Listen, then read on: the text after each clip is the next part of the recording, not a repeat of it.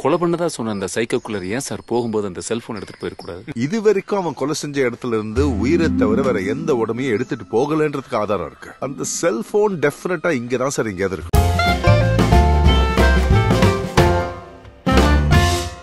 நீஃப்லிமாலய நேயர்களுக்கு வணக்கம்.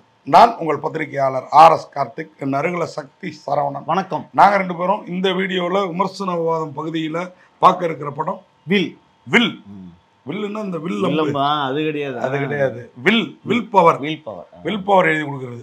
இந்த பெரிய மனிதர்கள்லாம் தனக்கு வேணுங்கிறவங்களுக்கு, அதாவது வாரிசுகளுக்கு சொத்து எழுதி வச்சா அது உயில். சில பேர்கிட்ட வந்து சின்ன பசங்களா இருக்கிறாங்க குழந்தைங்க அப்படின்னா பவர் ஆஃப் வாட்டா நிறைய கொடுப்பாங்க, அது வேற. இது வில்லுன்னா அவங்களுக்கே அந்த சொத்து அப்படியே கொடுத்துடலாம். ஆமா, இப்ப நான் உங்களுக்கு ரொம்ப சப்போர்ட்டா இருக்கேன் அப்படின்னா நீங்க விரும்பினா எனக்கு வந்து உங்க வீட்டுக்கு தெரியாம எனக்கு ஒண்ணு எழுதி வச்சிட்டீங்கன்னு அது சட்டத்துல செல்லுபடி ஆகும். அதுதான். அதாவது நான் சொல்றது இந்த மாதிரி நிஜத்திலையும் நடந்திருக்கு நிறைய. அதுல ஒரு பெரும் அரசியல் பிரபலம் ஆந்திரா தமிழ்நாடு வாரிசுல உரிமை கோர முடியாது, அதான் கோர முடியாது. அதுதான் இந்த படத்தோட கதை. என்னன்னா நாம சுயமா சம்பாரிச்ச சொத்துல வந்து நாம தான் முடிவு பண்ணணும். இப்ப நம்ம அப்பா பாட்டாங்க சொத்துன்னு வச்சுக்கோங்க, அதை கொடுக்க முடியாது. நமக்கு நம்ம சம்பாத்தியத்துல வந்து சொந்தமா சம்பாதிச்சது நம்ம யாருக்கு வேணாலும் கொடுக்கலாம். அதுல என்னன்னா அது வில்ல எழுதுனது வந்து உங்களுக்கு தெரியாமே இருக்கும். வக்கீல் வந்து சொல்லுவாப்புல, நான் செத்து போன பிறகு இவர் எழுதி வச்சிருக்கிறாரு, இந்த வீடெல்லாம் அவன் பசங்களுக்கு எழுதிட்டாருங்க. அங்க மெட்ராஸ்ல ஒரு வீடு இருந்ததுல, அது வந்து இந்த மாதிரி ஒரு அம்மா பேர் ஒரு பெண் பேர்ல எழுதி வச்சிருக்கிறாரு. அதான் இந்த படத்தோட கதை. இந்த கதை நிஜத்திலையும் ஆந்திரா தமிழ்நாடு சம்பந்தப்பட்ட ஒரு பிரபலத்துக்கு நடந்தது. அதனாலதான் சிம்பாலிக்கா டைரக்டர் வந்து ஆந்திரா கிளப்போட எக்ஸ் பிரசிடென்ட் அப்படின்னு சொல்லி இருக்கிறாரு. பிரசிடென்ட் இல்ல, அவர் பிரசிடென்ட்டுக்கும் மேல, கிளப் இல்ல, ஒரு நாட்டுக்கேன்னு வச்சுக்கோங்க. ஓகேவா? இது என்ன அப்படின்னா, ரெண்டு பசங்க, ஒரு அப்பா, ஊர்ல அம்மாஞ்சி மனைவி, அழகான மனைவி. இங்க ஒரு மெட்ராஸ்ல அவருக்கு ஒரு வீடு இருக்கு, அவர் ஃபீல் பண்றாரு. இது எல்லாம் எப்ப தெரியுமா வருது? இன்டர்வலுக்கு அப்புறம் இந்த கதைலாம். ஓப்பனிங் என்னன்னு பாத்தீங்கன்னு கோர்ட்ல நம்ம சோனியா அகர்வால் ஜட்ஜி கம்பீரமா இருக்காங்க. வழக்காடுற பெண் வக்கீல் வந்து எங்க ஆந்திரா கிளப்போட எக்ஸ் பிரசிடென்ட், அவருக்கு வந்து ஒரு சொத்து இருக்குது மெட்ராஸ்ல. அதுக்கு வந்து அவர் ஊர் வந்து சித்தூர் பக்கம், அங்க இருக்கிறதெல்லாம் பிள்ளைங்களுக்கு கேட்டாரு.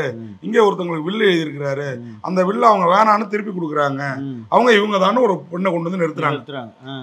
பார்த்தா சோனியாருக்கு அந்த பொண்ணை பார்த்தா சந்தேகம் வருது, இது ஏதோ செட்டப் பண்ண பொண்ணு மாதிரி இருக்குது. உடனே ஹைகோர்ட்டுக்குன்னு இருக்கிற எஸ்ஐயை கூப்பிடு, யாருன்னு நம்ம விசாரிக்க சொல்லணும். ஆனால் அங்கே எஸ்ஐ அவர் வந்து ஹைகோர்ட்டுக்குன்னு இருக்கிற அந்த பிரத்யேகமான விளையாட்டு மைதானத்தில் பேட்மிண்டன் ஆடிக்கிட்டு இருக்காரு. அவர் தானே, அவருக்கு வந்து வேலை இருந்தால் தான் அவர் வந்து பண்ணுவார். அந்த மாதிரி அதுவும் படத்தில் ஒரு சீன் வருது. நம்ம இவர் பெருசு கேட்குறாரு ராகுல் தாத்தா, என்ன நீ எப்படி ஹைகோர்ட்டுக்கு வந்த? போலீஸ்ல ஒத்து வராதவங்கள தானே ஹைகோர்ட்டுக்கு அடிப்பாங்க. ஏன்னா நீதிபதிக்கு நீங்க படிஞ்சு நடக்கணும், நீங்க போலீஸ் பவர்லாம் கோர்ட்டுக்குள்ளார கருப்பு அங்கிக்கு நீங்க கட்டுப்பட்டு வரதான் இருக்க முடியும். பாக்குறப்பெல்லாம் வணக்கம் வச்சுட்டு இருக்கணும். ஒரு வக்கீல் போனாலும் வைக்கணும், நீதிபதி போனாலும்.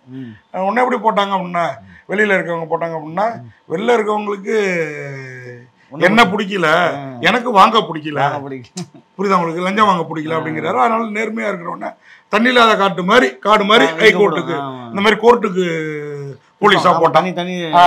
அவர் வேலை இல்லாம இருக்காரு, அவரை கூட்டு வர சொல்றாங்க நீதிபதினு வந்து ஒரு ஆள் சொல்றாப்புல. அப்போ இவர் வர்றப்பதான் ராகுல் தாத்தா கேட்கிறாப்புல, ஓ அப்படியா, அதான் நான் பார்த்தேன், சரி அந்த அம்மா நீதிபதி அம்மா கூப்பிடுறாங்களா போ அப்படின்றாரு. போனா யாருன்னு கேட்கிறாப்புல, சப் டிவிஷன் கோர்ட்லாம் இருக்குது, அதுல இந்த அம்மா எந்த கோர்ட்ல இருக்காங்க, இந்த நம்பர் கோர்ட்ல இருக்காங்க, இந்த ரூம் நம்பர்லான்னு. போனா சோனியாரோ வணக்கம் வைக்கிறாரு. என்னம்மா அப்படின்னா, இந்த மாதிரி வில் பவர்ல ஒரு பொண்ணை கொண்டு வந்து நிறுத்தினாங்க, இந்த மாதிரி ஆந்திரா கிளப்போட பிரசிடென்ட்டுக்கு எனக்கு சந்தேகமா இருக்கு, உண்மையா அந்த பொண்ணு யாரு அப்படின்னு கொண்டு வாங்க அப்படின்னா, இவருக்கு பாக்குறாரு, யாரு என்னன்னு விசாரிக்கிறாரு. ஒரு அழகான ஃபேமிலி, அங்க ஒரு பொண்ணு இருக்குது, காலேஜ் முடிச்சிருச்சு, வேலைக்காக வெயிட்டிங்ல இருக்கு. அவங்க அப்பா, அவருக்கு திடீர்னு ஆபீஸ்ல ஒரு ப்ராப்ளம். அவர் ஊழல் பண்ணல, ஆனா ஊழல் பண்ணவன்ட்டு ஒரு கடன் வாங்கியிருக்காரு. 7 கோடி ரூபாய்க்கு மேல அவன் ஊழல் பண்ணிருக்கான். இவர் 7 லட்சம் ரூபாய் கடன் வாங்கியிருக்காரு. இது உங்களுக்கு கமிஷன் தான், இது நீங்க அவனை கண்டுக்காம இருக்கிறதுக்குன்னு வீட்டுக்குள்ளார நடுராத்திரி வந்து தொழாவுறாங்க அந்த அத்தாட்சிகளை கண்டுபிடிக்கிறது. இவர் மாட்டிக்கிறாரு. அப்பா அப்படி கையங்கலவமா பண்ணோன்னு பொண்ணு பதப்பதைக்குது. அப்பாவை கூட்டு போறாங்க. ஆனா ஆபீஸ்ல நம்ம சுவாமிநாதன், லொல்லு சபா சுவாமிநாதன் தான், அவர் தான் மெயின். அவன் வரதராஜன் அப்படிலாம் பண்ணல, ஆனா அவனை அந்த 7 லட்ச ரூபா திருப்பி கொடுத்துட்டா விட்டுடுறோன்னு சொல்லுங்க, அவனை ட்ரை பண்ண சொல்லுங்க. அவர் வந்து புள்ள பையன், அந்த பொண்ணுக்கு எடுத்து ஒரு பையனோட காலேஜ் அட்மிஷனுக்காக வாங்கியிருக்காரு 7 லட்ச ரூபா. நான் 7 லட்ச ரூபாய் திருப்பி கொடுத்துட்றேன், எங்களுக்கு 1 மாசத்துக்குள்ளார கொடுக்கணும், 1 வாரத்துக்குள்ளார கொடுக்கணும், கொடுத்துட்டா அவங்கள விட்டுருவோம், இப்போதைக்கு விடுறோம், ஆனால் நாங்கள் கூப்பிட்றப்பெல்லாம் வரணும்னு அந்த ஸ்பெஷல் டீம் வந்து சொல்லி அனுப்புது. அப்போ பொண்ணுகிட்ட வந்து சொல்கிறாரு. பொண்ணு என்னடா அப்பாவுக்கு உதவ முடியாமல் இருக்குது அப்படின்ட்டு இது பண்ணுறா. அவள் ஃப்ரெண்டு ஒருத்தி இருக்கா. அந்த பொண்ணு என்னன்னா பெரிய மனிதர்களுக்கு காலேஜ் படிக்கிறப்ப இன்னைக்கு கேள்விப்படுறோம்ல, அங்கங்க போயிட்டு காலேஜ் படிப்பு செலவையும் பார்த்துட்டு, அதான் நம்ம அமெரிக்காவெல்லாம் கேள்விப்படுவோம், ஒருத்தர் பெட்ரோல் பங்க்ல வேலை பார்த்துட்டு படிப்பு செலவா அவனே எடுத்துக்கிட்ட, அது உழைப்பு, இது உடல் உழைப்பு. புரியுதா உங்களுக்கு? அப்படி இருக்கிற ஒரு பொண்ணு. உடனே அந்த பொண்ணுகிட்ட போய் வந்து ஃப்ரெண்டு, இவ வந்து அவளை பெரிய பணக்காரி, இவ தப்பு பொண்ணுன்னு போல, அவளை பெரிய பணக்காரியா நினைச்சிட்டு கார்ல வரா போறா, காலேஜ் படிச்ச பொண்ணை தேடி போறா, கூட படிச்ச பொண்ணை தேடி. என்கிட்ட 10 பைசா கிடையாது, நான் 0. ஆனா வந்து உனக்கு உதவணும்னு ஆசையா இருக்கு, ஆனா என்னால எதுவும் உதவி பண்ண முடியாது, நான் சொல்ற மாதிரி வேணா கேளு, என்ன ஒரு எம்எல்ஏ நான் இதுவா இருக்கேன், அவரோட கிளப்பை பார்த்துக்கிட்டு அதை கொடுத்துட்டு என்ன அவர் வந்து கிளப்பா யூஸ் பண்ணிட்டு இருக்காரு, அவர் ஒரு ஃப்ரெண்ட் இருக்காரு, அவர் ஃபைனான்ஸ் கொடுப்பாருன்னு சொன்னாப்புல, ஆனா சொன்னதே இல்லை, நீ திருப்பி கொடுத்துடணும்னு ஃபைனான்ஸுக்கு தான் அவளை கூட்டு போறா. இந்த ஆந்திரா எக்ஸ் பிரசிடென்ட் கிட்ட, ஆந்திரா கிளப் பிரசிடென்ட், அவர் பார்த்த உடனே, இல்லைம்மா நான் இப்போ ஃபைனான்ஸ்லாம் விடுறது இல்லைம்மா, திரும்பி வர்றது கிடையாது, எல்லாம் கிடையாது, அதனால் சார் நீங்கள் வந்து ஃபைனான்ஸ் விடுறது இல்லை, எனக்கு எவ்வளோ சார் தருவீங்க அப்படின்னு பச்சுன்னு கேட்குது அந்த பொண்ணு. ஒரு மாதிரி சாட மாடியா. இந்த பொண்ணு இல்லை, அந்த கூட்டு பொண்ணு, அந்த பொண்ணு. அதுதான் அது மேற்பட்டி தானே. அது ஃப்ரெண்டுக்கு என்னால் முடிஞ்ச, உனக்கு வந்து நான் பொதுவாக இதுவாக இருந்தால் 70,000 ரூபா கொடுப்பேன், உனக்கு வந்து 70 ரூபா தரேன், 50 ரூபா தருவேன், 70 ரூபாயா வேணா உனக்கு தரேன் சார், ஒரு 1 லட்சமா பார்த்து கொடுங்க. அது கணக்கு என்னன்னா நம்ம ஃப்ரெண்டுக்காக ஒரு 5-6 பேர்கிட்ட ஓகே பண்ணி ஃப்ரெண்டுக்குள்ள கடனை அடைச்சிடும் அப்படிங்கிற மாதிரி அது இறங்க ரெடியா. ஏற்கனவே அது ஒரு இல்லீகல் கேரக்டர். இதை ஃப்ரெண்டை பார்த்துட்டே இருக்கா. டக்குன்னு இந்த பொண்ணு, எனக்காக நீ ஏன் கஷ்டப்படுற, நானே இறங்கி பண்றேன்ட்டு அவர் கூட போகுது. உள்ள போய் அழுகுது, கதறுது. அவரு ஏன்னா அப்படியே நமக்கு ஒரு ஷார்ட்டை காட்டுறாங்க, அருமையா எடுத்திருக்காருங்க டைரக்டர். ஒரு லாயர்னாங்க, லாயலா எடுத்திருக்காரு. ஓகேவா? அது பொண்ணு வருது, அவருக்கு 52 வயசு, இதுக்கு 25 வயசு, நமக்கு வேற 52 வயசு. ஓகேவா? கிடைக்கல ஏக்கம். ஒருவேளை எனக்கு அதனால பிடிச்சதோ நம்ம தெரியல, சொல்றோம் ஒரு பேச்சு. அப்படி ஆசைப்படுற ஆள் இல்லை, நம்ம எல்லாம் வாழ்ந்து முடிச்சோம். நமக்கு இப்போ 25 வயசுல பொண்ணு இருக்குது, 20 வயசுல. அதனால நம்ம அந்த மாதிரிலாம் யோசனைப்படுறோம். சும்மா பேச்சுக்கு ஒரு சுவாரஸ்யத்துக்காக சொல்றோம். நீங்க உடனே கீழே கமெண்ட்ல பொண்ணு போய் யாரோ போட்டுருந்தாங்க, ரிவ்யூ பண்ணுங்கன்னா உங்க அரிப்பை இன்ட்ரெஸ்டிங்கா பார்க்கணும் அப்படிங்கிறதுக்காக பேசுற மொழியே. நம்ம அப்படிப்பட்ட அந்த மாதிரிலாம் ஒரு வயதுல எல்லாருக்கும் அந்த பருவத்தை கடந்து வந்துட்டோம். நம்ம இன்னைக்கு பொறுப்பான தந்தையா ஜாலியா ஒரு இதுக்காக பேசுறோம். அப்ப அந்த பொண்ணு வந்து கேக்குது, நானே உள்ள போயிடுது, ஆனா அதுக்கு துணிச்சல் வர மாதிரி இருக்குது. அவர் அப்படி தட்டி இது பண்றாரு. இது அந்த நேரம் பார்த்தா அவருக்கு எங்கேயோ ஒரு அசைன்மெண்ட் முடிஞ்சு ஒரு 6 லட்ச ரூபா பணம் வருது. உனக்கு பேசுனது 1 லட்சம் தான், உனக்கு பை லக்கு எனக்கு உன்னை ரொம்ப பிடிச்சி போச்சு, இந்த 6 லட்சத்தை வச்சுக்கோ, ஆனா 1 மாசத்துல திருப்பி கொடுத்துடணும், இன்ட்ரெஸ்ட் வேண்டாம், இன்ட்ரெஸ்டா தான் ஒன்னு எடுத்துக்கிட்டேனே அப்படின்றாரு. அதான் அசலை கொடுக்கல, வட்டி மட்டும் வேணாங்கிறாரு. அந்த பொண்ணு ஓகே சார் 1 மாசத்துக்குள்ளார. இவங்க அப்பாவுக்கு வந்து அந்த பிஎஃப் இஎஸ்ஐ எல்லாம் வர வேண்டி இருக்குது. ஸோ அதை வாங்கி கொடுத்துடலான்னு அந்த பொண்ணு இந்த 6 லட்சத்தை வாங்கிட்டு போகுது. வீட்டுக்கு போய் அழுக்கு தீர குளிக்குது. பட் ஆடையை அழுக்காமே குளிக்குது. படத்துல எப்படி அழுக்கு தந்துன்னு கேட்காதீங்க, நமக்கு காமிக்கிறாங்க. ஓகேவா? அப்பாவுக்குலாம் தெரியல. அது பண்ணுது. கட் பண்ணா அப்பாவுக்கு 1 வாரத்திலேயே சுவாமிநாதன் தயவுல பேமெண்ட் வந்து. அவரும் நல்ல நடிகர். அந்த நடிகர் இந்த சரத்குமார் மாதிரியே ஒல்லியா இருப்பாரு. இந்த கேரக்டர் ஆர்டிஸ்ட்லாம் முன்னாடி கேஎஸ் ரவிக்குமார் படம் எல்லாத்துலயும் இருப்பாரு. அவரு டக்குன்னு பேர் வர மாட்டேங்குது, சின்ன பேர் தான், ராஜாவோ முத்து அந்த மாதிரி ஒரு பேர். அவர் வந்து டக்குன்ட்டு பொண்ணு இது பண்ணுறாங்க. அம்மா யாருன்னு கேட்டிங்கன்னா சிறகடிக்க ஆசையில் அந்த பூக்காரம்மா, பூக்காரம்மா பொண்ணுங்களுக்கு, பூக்கார பொண்ணுங்களுக்கு அம்மா, அந்த அம்மா அவங்க தான் அப்படியே படுத்து வைக்கிறாங்க. சீனில் நமக்கு அப்படியே டெத்து கொண்டு வந்துடுறாங்க. அப்பாவுக்கு தெரியாமல் டக்குன்னு கட் பண்ணால் அந்த பொண்ணு அந்த காசை திருப்பி கொடுக்க போகுது. அப்பா கொடுத்துருக்காரு, 6 லட்சத்தை கொடுக்க போகிறாரு. அப்போ பார்த்து அவங்க அந்த இந்த பெரிய மனுஷன் இருக்காருல்ல ஆந்திரா கிளப், அவருக்கு 2 பசங்க இருக்கானுங்க. அவங்க ஒன்னுத்துக்கும் உதவாம இருக்கானுங்க. கல்யாணம் பண்ணி வச்சிடறாரு மூத்த பையனுக்கு.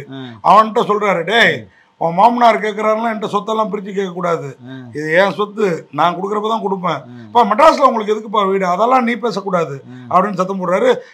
அந்த பையன் கூட பேச மாட்டேங்கன்னா சம்மந்தி பேசுறாரு.